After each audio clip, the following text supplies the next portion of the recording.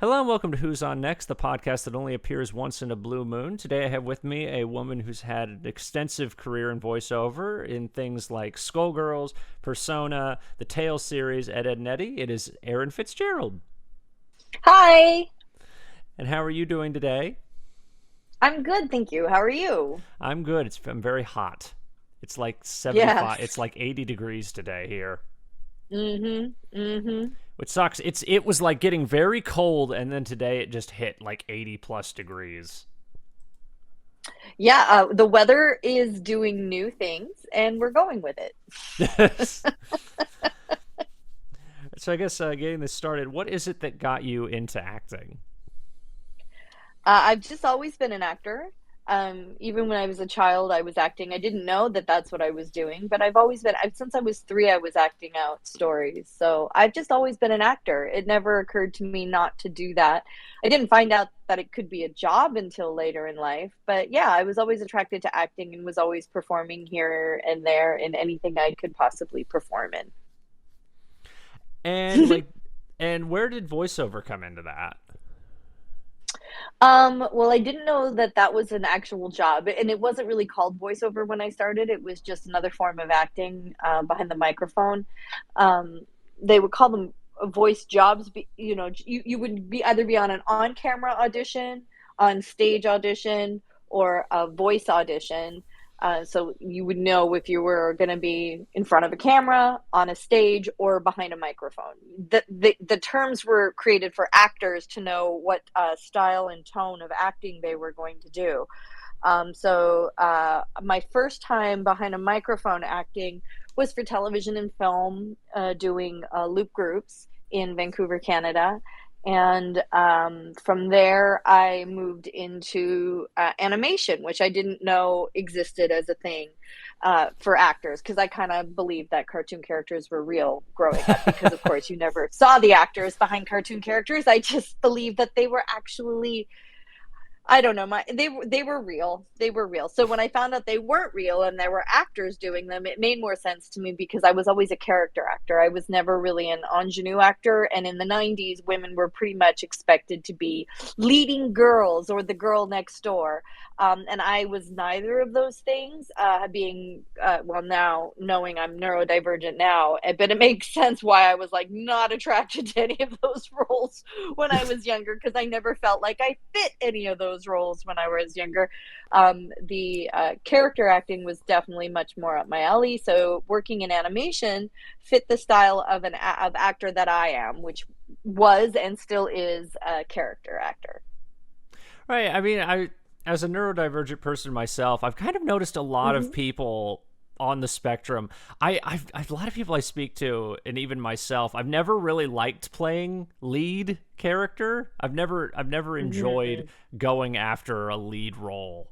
Like I always feel a lot Yeah, it's more. giving neurotypical, right? Like it's just Yeah. giving neurotypical, and I'm like, really? I have to pretend I'm neurotypical all day, every day. I'd rather not have to be neurotypical in my characters. I can be as quirky as I want to be. Right, yeah, because for me it's always like I'd rather play the comedy character or like the villain character. I never ever want to be Yeah, the lead in anything when I audition for yeah. things. I'm like, oh, Hmm. I what's the understand. weird character in the auditions? Like, what's the one oddball, or what's the character who's clearly like way different compared to the rest of the cast? Yeah, it feels like at home. Yeah. Yeah. Hmm. Or like the non-human. I don't like playing humans. I want to play like a weird creature, or like a alien or a robot or something like that a lot of the time when I see projects. Hmm. Yeah, that makes sense. Right. I mean, was it the same way with when you were doing stage work, or was it like, Yeah, I yeah. was into sketch comedy. I did a lot of sketch comedy. I like sketch comedy. I like comedies. Really into British humor. I did a lot of like things that were done on the radio first, like Hitchhiker's Guide to the Galaxy, Oh, that was performed as a live performance, but it really was more of a radio play. I did a lot of 1940s kind of old radio play presentations, which actually that happened before I started working in cartoons and video games. So it was like my first foray of being able to be behind a microphone. And then oddly enough, in like 2007 in Los Angeles, I joined a theater group called Fake Radio. And that's all they do is live theater performances of old 1940s radio plays. And characters. I am a character actor. I don't care if I'm, even when I was auditioning for television and film in my youth, I went for, sex workers and drug addicts because at least they had interesting backstories, and they were much more interesting characters. They were they had more dimension to them than the girl next door. So those were the kind of roles that I preferred rather than the ingenue females. But yeah, comedy characters were definitely my strength and probably still are. Well, with the radio plays, was it like one of those things where it would be like 4 people playing like 20 characters, or would it be like a bigger ensemble when you would do those kind of things? It depends on the day and who was available. Yeah. Okay, because I remember I had spoken to Terry Hawks, original Sailor Moon, and I remember she had talked about doing a lot of that stuff prior to actually doing animation. She did a lot of radio play. Okay. Well, I guess it was also because she had told me that was a very big industry in Canada back in the 80s and 90s, which I didn't even know that was even still a major thing during that period. I had no idea. Yeah, I didn't know. We weren't doing it on the radio. We were doing it live. Okay. Well, I guess because one of the first big voiceover roles that you did was on Ed, and Eddy, which was Nazz and May. That was my first cartoon. Yeah. I got hired to do May Kanker, and second year of the series, I also took over Nazz because Tabitha St. Germain, her acting career was blowing up really large. She was doing little voice on the Vancouver Playhouse theaters. Like, she was just so busy and in demand all over the city. And she had like maybe 3 lines in the first season. So she dropped Ed, and Eddy because we had never heard of it. We didn't get it in Canada. We didn't know it was going to be popular. So she dropped the Eddy and Eddy job because she had bigger fish to fry. And so then, because all the other 2 women in the cast already had 2 roles each, then they just assigned Nazz to me, and then I also had 2 roles. Mm-hmm. That was actually going to be my question, because I was wondering, because I remember Tabitha was in the first season, and I wasn't able to really find why she had left the show when I had looked into it. Because she was doing so spectacularly well in her career at that time. Right, yeah. And I guess it was difficult to pull away to come and record 2-3 lines for 4 hours when she could be in rehearsals, or she could be on stage, or she could be on many of the other projects she was involved in that were much bigger roles. Right, yeah. Like, she's leading lady. Mm-hmm, mm-hmm. Oh, I know. Tabitha is, I adore Tabitha. I adore She's Tabitha a powerhouse. so much. She's a powerhouse. I actually tried to get her not too long ago. It was funny because I had emailed her. I talked to Matt about this a couple days ago when I interviewed him. I had emailed her, and she got back to me saying like, "Yeah, no, I thank you for the offer. I'm not very good at interviews." And I just thought it was it was very funny. She's an artist. She's an artist. She's very. Yeah, like, look, and I'm really lucky because I was surrounded by people who were into the craft, not into, like, no one in the 90s became an actor because they thought they were going to become famous. That's not really a thing. In the 90s, we were told that if you became an actor, you would be poor the rest of your life. So most of us who got into it were very clear that if we made any money, it would be a miracle. And we were in it for the art form, not because you could get famous, because it was very rare to get famous. So none of us had those kinds of egos that assumed we would, be that kind of famous. And so everyone was in it for the art form. Everybody was in it for the craft, and everyone was spectacular at the art form because they worked so hard on the craft. And I surrounded myself with people like that, and I still surround myself with people like that because that is the whole job. Right, yeah. Well, I mean, that's the same thing with a lot of the people, because the online world in voiceover has been blowing up for like the last 10 years, and you surround yourself with you make connections so much faster now with the internet than you like. That makes sense. Yeah, because there's like, it's Newgrounds and YouTube, and there's tons of different voiceover sites. I've met, probably like 70 plus people, and like probably like 20 or 30 of those people have become like close friends of mine in the last decade, just because of just online sites like that. It's just crazy to That's me. cool. It's just, I'm not involved in any of that, so that's not I haven't been a part of any, like, that is so be outside of my personal experience. But I love that that's happening, and I love that everybody from everywhere in the world can create their own content I mean, that's the art form is the art form, and you want to connect with people who are into the same art forms as you. And I love that the internet and social media has made that easier for people. But I can't speak on that because I have none of that is my personal experience. all right, yeah, no, I'm not saying like that's your. I'm just saying like seeing Oh, okay, how, okay. just saying how like I thought it was a everything. question, maybe. I'm like, I don't Oh have no, an I'm like, yeah. What do you think of the internet? What do you think of the? What do you think of it? What do you think of the good, internet, but Erin? What do you? my career is not built on the internet. My career was built analog. I did analog No, style career. I'm saying just in comparison to now compared to then is what I'm saying. Oh yeah, that makes sense. That makes a Just lot of sense. Yeah. how everything has just grown and expanded, like even in the entertainment Yeah. industry since the 90s. But I Mhm. guess with Ed, Ed and Eddy, a thing I'd been curious about, because you currently are in California, and that was a Canadian done show, and there was a period where you were not doing Nazz anymore, where I Well, believe. there was a point where I fell in love with a human who moved to LA, and they wanted me to move to LA with them. And so I did. And when I told the producers of Ed, Ed and Eddy, they said, well, you can't have the job anymore.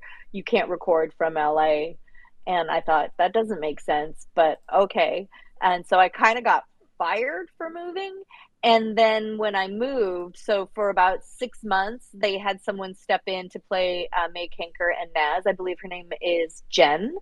And then I was, after 6 months of being in, because I remember I was still in my very first apartment, and that's how I remember the time period being 6 months. I was 6 months in LA, and then my agent from Canada reached out to me and said the creator wants you back to be a part of the show. And so I had to call the Canadian Union, and because they were saying you can fly yourself back to do the job, which didn't make sense because I didn't have two pennies to rub together in America.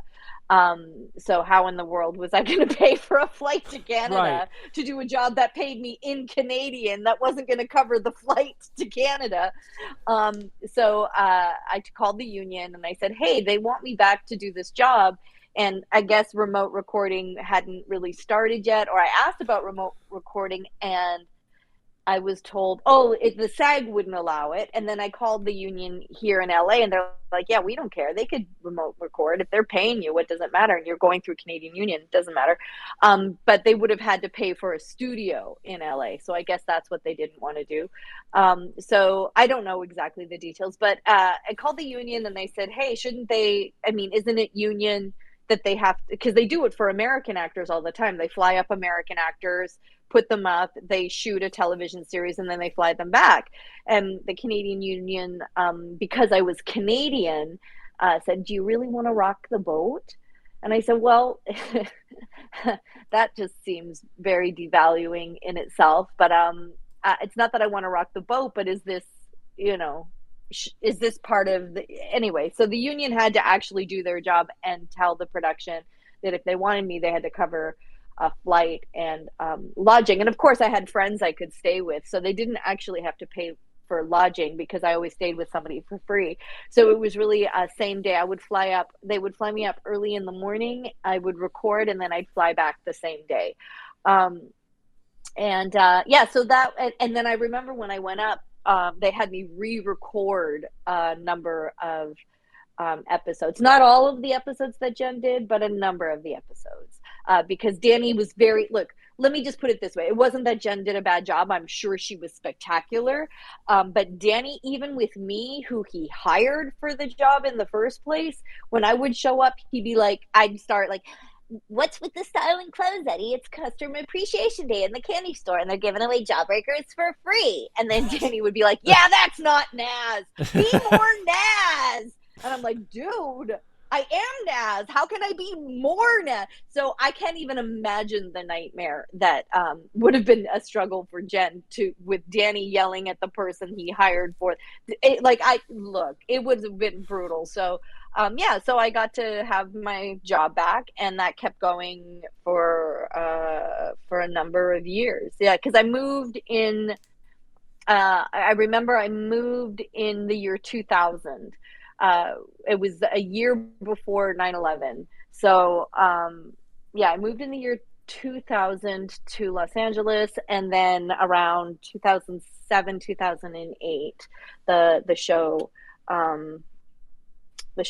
wrapped, I think. Was the Big Picture show 2007? I can't remember exactly. It's hard to remember the year. It might have recorded in late 2007, but it came out in 2009. Oh, okay, that makes sense. Yeah, I just remember Comic-Con 2007. That's why we went to Comic-Con.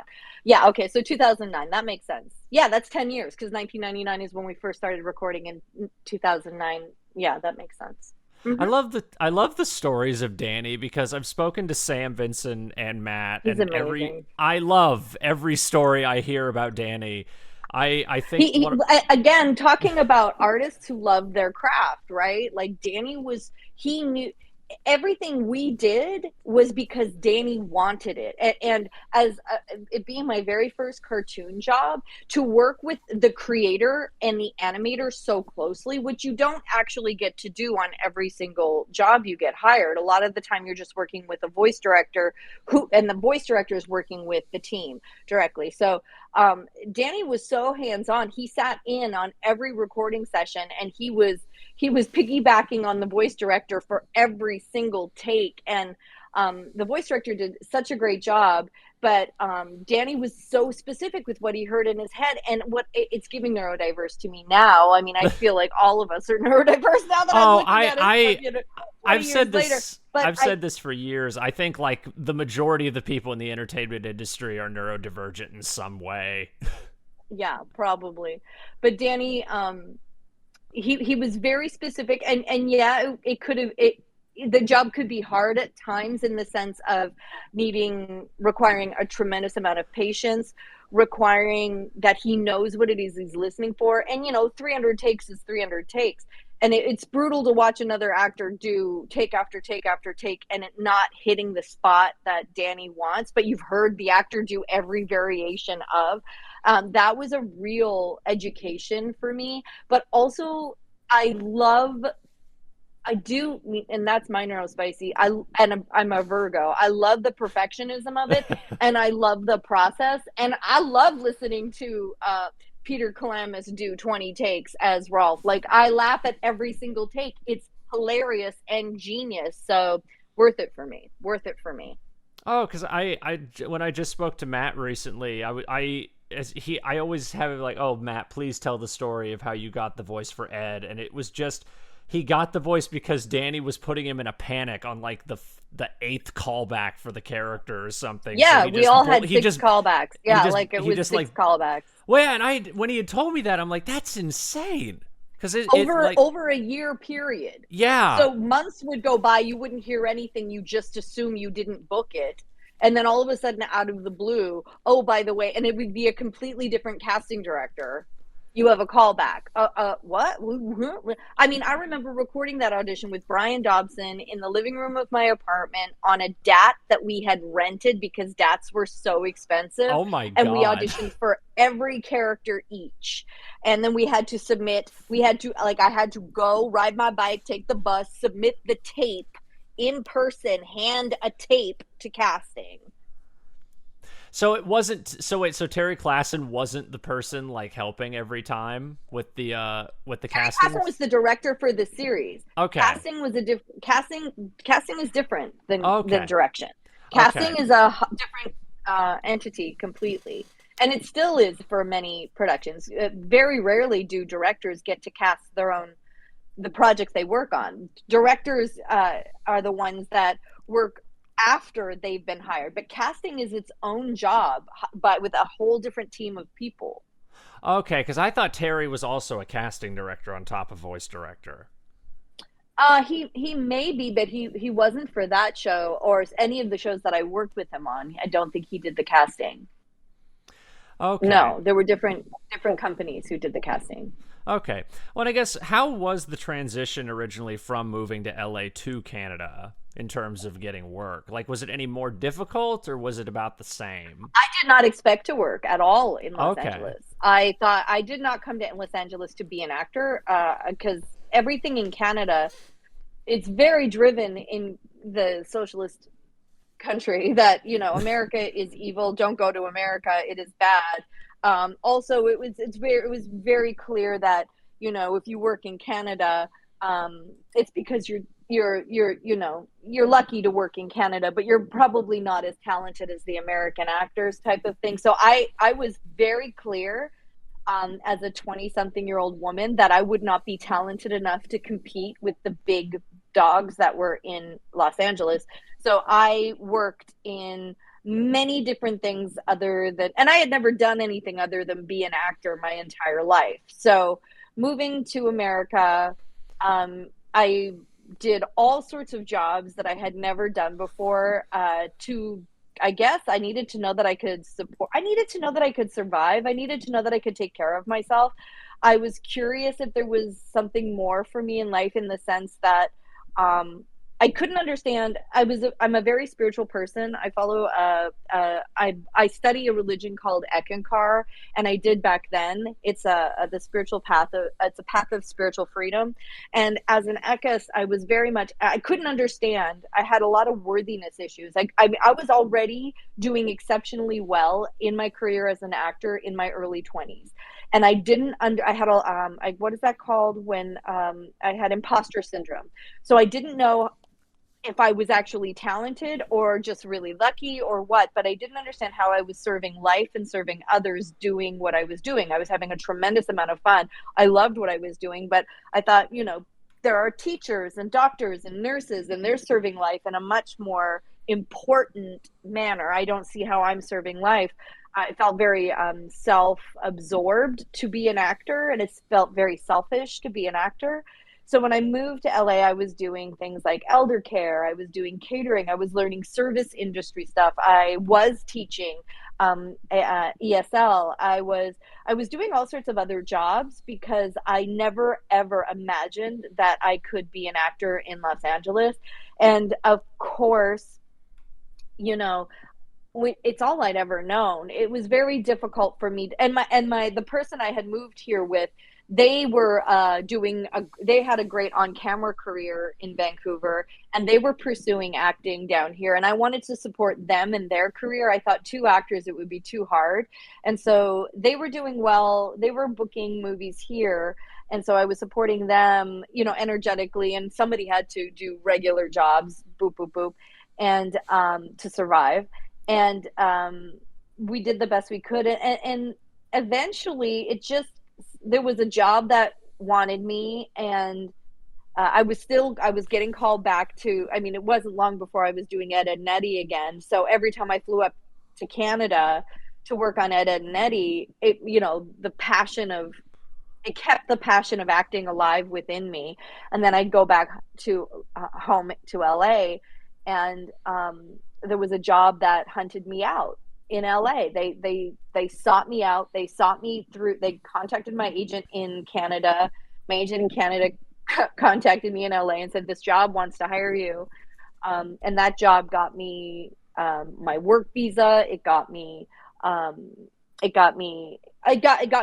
agent. It got me in the door. It absolutely helped me start my career. And weirdly, I moved down here and started my career here at the same time as fellow Canadian David Soboleff, and we had worked on Sabrina the Animated Series in Canada. And David like the same, we moved at the same year. He came specifically to start his career here, and he did spectacularly. Chef's kiss, he deserves it. Incredible talent, powerhouse. But the fact that he was here with me, and we ended up doing the same kind of journey together, and he helped me as well. He helped me get an agent. I mean, I did get an agent when I first got here, but I didn't go anywhere because I hadn't gotten my work visa yet. So it was a very difficult situation. I needed to find an agent who could sponsor me, and so then I found an agent who could sponsor me, thanks to David, because his agent sponsored him, and so his agent took me on. But again, it helps booking work. Agents are more eager to say yes to you as a talent if you have some work coming in. If there's a check to be cut and a contract to be negotiated, yeah, you're a more of a viable possibility. So that's how I ended up starting again. But like, of course, I didn't think that I could become successful here. I just thought, well, I can't help but I'm an actor. I'm going to act. So I'll have an agent, I'll audition, I'll work when I can, but I have to do all these other jobs to stay afloat. I'm in America now. And I got a lot of real life experience. I got a lot of real, I mean, I lived in a very low income state for a very long time. I got to meet a lot of amazing creative people. I got to see how amazing Americans are at helping each other out, and that it's a lot about community in America, and that everybody helps each other. I was living in communities that helped each other and that worked together. I was surrounded by people who were family people. Really blessed with all of the humans I met along the way that were very supportive and kind and loving. And yeah, it takes a village, right? Like, nobody becomes successful by themselves. It takes teams of people to help anyone become successful. And so it's important to find people that you love and who love you as well, and that aren't about building their own ego, that aren't always talking about who they met and who they know. And like, I was never attracted to being with actors who were always name dropping. I had a really difficult time with that because it always felt inauthentic. I was always much more interested in the actors who were about the craft and who were creating their own work. One of the friends that I made early on was Yuri Lowenthal and his wife Tara, who were just like, Yuri and I worked on a cartoon together, and that's where we met. And it was like a brother from another mother immediately. It's like I knew him in many, many past lives. I immediately had a kinship with him, and he's the reason that he referred me to other people and opened some doors for me in ways that nobody else would have. So I have a huge special place in my heart for Yuri. But what I loved about Yuri and Tara is that they were creating their own work. They were creating anything. They were doing on camera. They were writing scripts. They were writing books. Tara is a powerhouse of creativity. She's about the craft. She's about the artistry. These are things that light me up as an individual. And they never were people who would name drop, or, like, they were never gross about it. It was never about ego. It was always about art.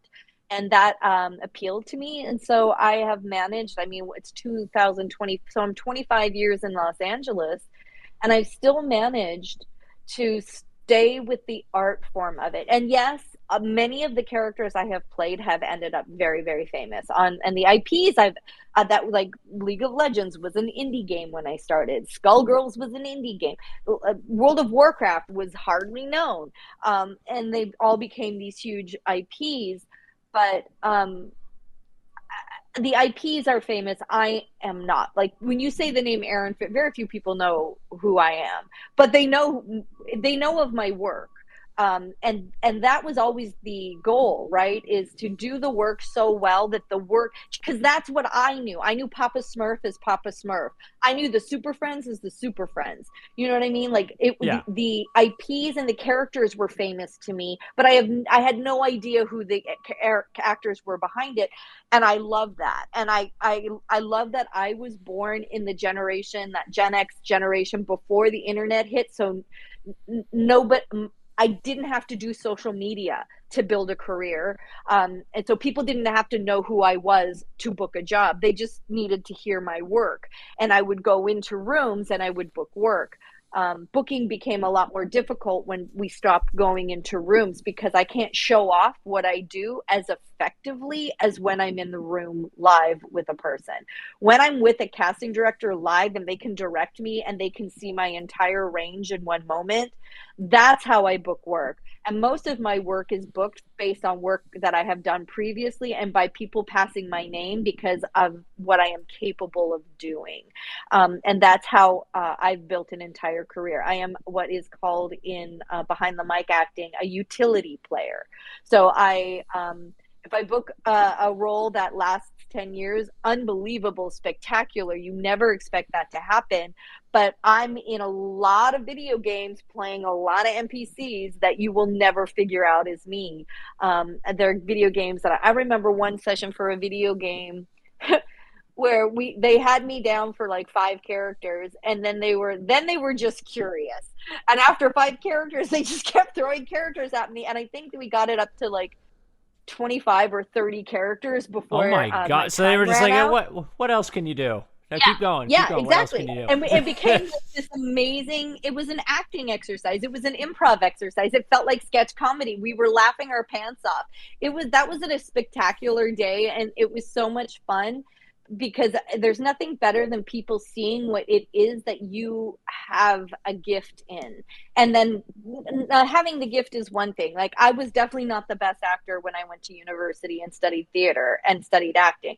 I was not the best person in the program at all, but I was definitely incredibly dedicated. And I know I got to stick around because of how much energy I put into it. I mean, again, neurodivergence. It was my special interest. It was my hyper focus.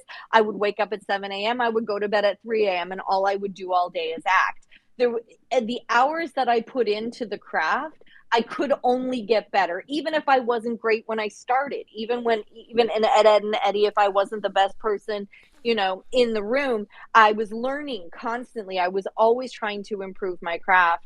And by the time now, getting Storybots on Netflix, being one of the Storybots, I mean, that was just like this show that was created by 2 brothers who had created Jib Jab, and they just created this show because they were watching children's television and they were so bored as parents watching these shows that their kids were into, but they couldn't stand. They were like, we've got to create a show that parents can enjoy just as much as kids, the way our parents really enjoyed Sesame Street with us. So they created Storybots, and I got hired on that job. And again, powerhouse talents in the room, insane amount of talent, like utility players extraordinaire, and just so much fun. But the people who hired me push me even beyond what I knew I was capable of doing.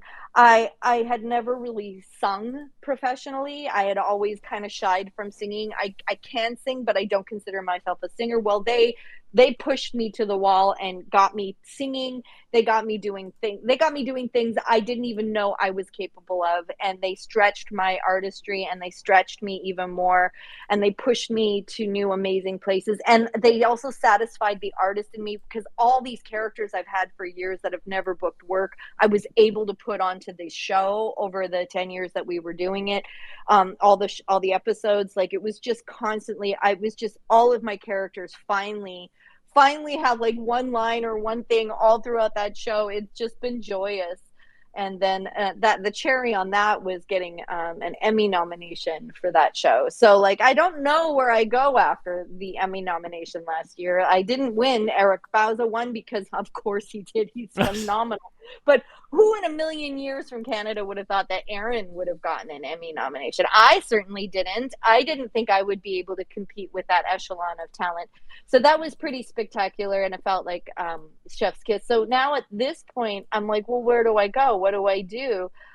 It's the same thing. All I want to do is keep creating characters and work with people I love on projects they love to bring to life the characters that they want to bring to life. That's what I do. And if I can do that until the day I die, the way June Foray did, then I have lived my best life. Right. Yeah. I mean, it's one of those things where I've been doing voiceover for 9 years, something like Mm-hmm. somewhere close to that, and it's become one of those things where I love it, but it's become such a hard thing to commit to over time because Okay. it Okay. becomes, well, to me it's one of those things where it becomes I call it a snake eating its own tail, where Mm-hmm. it's one of those things where you audition, you audition, and you don't get anything, and then you get upset, and then you go back to auditioning, and then you don't get anything, and then you get upset, and you don't audition because you're getting upset.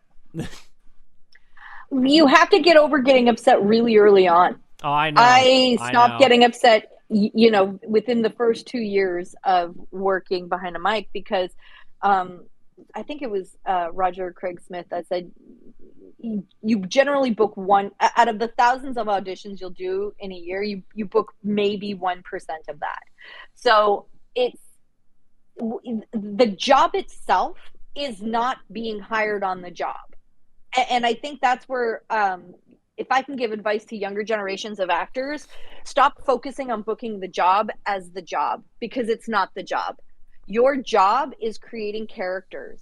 That's the job. That's the job that you're not getting paid for yet at the moment. Most of my days creating characters, nobody's paying me to create those characters, but my craft, my art form is to create those characters. When I audition, that's the job. My job is taking the characters I've created and putting and submitting them almost like Erin is the casting director and my characters are all looking for work. I'm like the employment agency, and I look at my characters and say, who would like a job? And one of my characters would be like, I do. And so I put that character out for a possible job. Now, they may not book that job, but that is my job, is to put them out into the universe. That is my only job. When they hire me and pay me, they're not paying me for that one day of work. They're paying me for the months and months of preparation I did to show up to that job and do my job so well that I take the least amount of time, the least amount of takes, and that they are so incredibly happy that they don't even know which take to use, so that I leave them with more time to be able to do their jobs to finish their project. They pay me for all the time. Like, the reason why we get paid what we get paid isn't for those 4 hours, it's for the 4 months in preparation that I didn't work, right? So there are months that go by where I'm not working, but that is every actor in every form of acting, whether you're on stage, on camera, behind a microphone. It is feast or famine as a career, and it's important to not just isolate yourself to one genre like voice acting. It's really important. If you're an actor, it shouldn't matter whether you're behind a mic, on stage, or in front of a camera. You could be limiting something about yourself. You could be missing out on something you love. If you don't try on camera, how do you know you don't absolutely love it or that you were built for it? You don't know. If you don't try on stage, how do you know that it's not exactly what you were built to do? You've got to try all these different forms of acting to truly find your niche. And there's thousands of mini niches within as well. Then all of it is acting, commercials, narration, um, and theme parks. All of that is acting work. Historical interpreting, that's acting work. And you get paid for it. Like, there are ways that you can get paid as an actor using your characters, that isn't so specific. So I ask the younger generation to open up their vision and stop thinking I have to audition for this thing and book that, and that's the only way I'll be successful. It's such limited thinking, and you're missing so many thousands of opportunities. So much of my year isn't taken up by behind the mic acting. I'm acting in all sorts of forms, from theater to radio dramas to I did somebody wrote somebody did a play from New York and they wanted to record it, so got referred to that, and I got to do that. Like, there's so many other things you get to do. Not to mention content creation. You could be creating your own content, putting your characters out there in your own content, and that may not pay immediately right away, but those are the types of investments you want to make into yourself, because that is the job. The job isn't showing up and getting paid at the end of the day.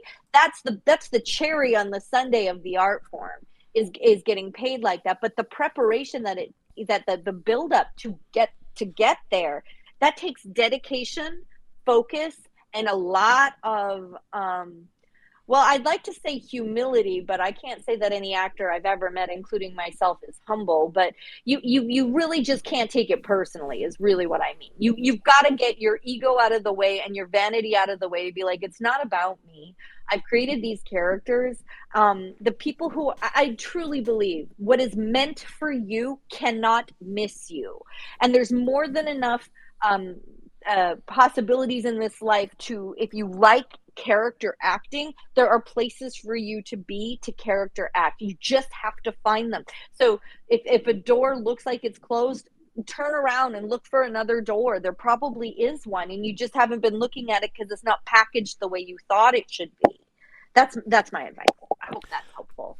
Oh, because for me, it's I've spoken to this with a couple people recently, is that I've been doing this podcast for 4 years now, and love that. I have gotten weirdly more joy, I think, out of doing this than anything. I think Look at that. It's just follow the joy, man. Follow the joy. It's just follow the love. I told this story before on the previous episode, but as a small autistic boy, as a kid, I would watch credits, and my parents treated this almost like a party trick.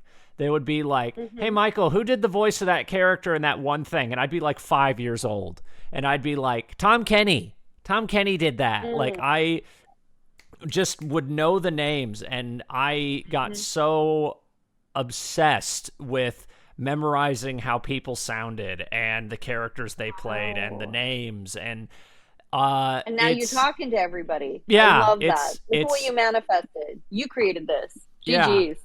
I talk to voice actors, and I talk to internet like people, and I've talked to animators.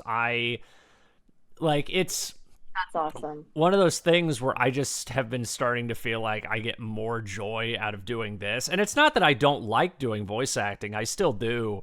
I just feel like I like doing this because I think I also just have the most control out of this because this is my show. Oh yeah, of course. That makes sense. And also, there's something about in late stage capitalism, other people make money off of what I do. I don't own a house. You know what I'm saying? Like, I've never been able to afford a house in my career. So other people make money off of me and what I do because I don't own the content I work on. You know what I mean? I'm not making the big dollars. I'm making the pennies that working actors make, unless you're a huge celebrity that can, but those are mostly on camera people.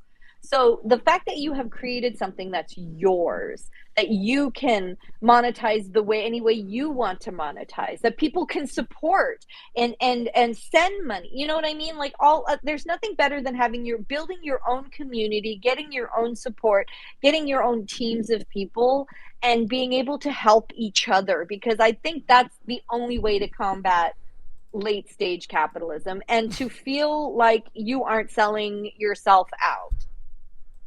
Right. Yeah, that's just how it's been, because I've technically been doing this for 10 years, but I didn't really start locking in and making this, because before I used to do interviews, but they'd be like 15, 20-minute interviews. And every time I look back at those old interviews, I was like first year of college doing that. And every time I go back to a lot of them, I'm like, I can't watch them because I've said before, a lot of my old interviews just kind of feel like I was just going bullet point, bullet point, bullet point, bullet point, question, question, question, not interacting really. And now I've been doing these this show, this Who's on Next, for 4 years, and I've wanted these to be longer because I want this to be more conversational, because that's what I felt like my biggest issue was years ago, is I wasn't very conversational. So you were learning your craft, and you've gotten better at your craft, and you're honing it, and you're still getting better, and you're always improving. That makes sense. Love it. Well, and I guess with that being said, what do you think the best advice you could give to somebody who wants to get into the industry is? Learn to act. Don't Okay, so acting is reacting. In order to react, you need to be in a room with other actors. You need to see other actors being their characters so that you can feel what it feels like for your character when they're listening to them. Voice acting has, the term voice acting has separated actors from acting. And it is, the people who get hired are actors who've been in room and trained with other people. So take theater classes, do improv classes, do drama classes, do community theater, be with other actors acting, don't hang out with other actors talking about acting. That is not acting. That is just ego stroking. Please go into a room with other actors and act off of each other. Even these voiceover workshops where every actor is getting up and acting by themselves and not acting with each other is not helpful. You want to be in a room, in a scene, doing scene work with other actors so you can feel what it feels like to be in the moment with someone else who's just as deep in the creative imagination as you are for this fictitious world you've just created together. And you're responding to each other emotionally based on how you feel listening to each other. You have to do that to really understand the craft and really understand what it is you're doing as an actor. That is what my advice is. But remember, I'm old and I come from that generation. So honestly, whatever way you're doing it is probably fine. So I don't mean to judge anybody who's doing it differently, but that would be my advice. If you really want to get deeper with it and you want to get that satisfaction of like, why am I doing this? That satisfaction that comes from losing yourself in a character and you don't even know what you did as the character because it was just you were having so much fun being the character. There's nothing better than that. That's the rush we're going for.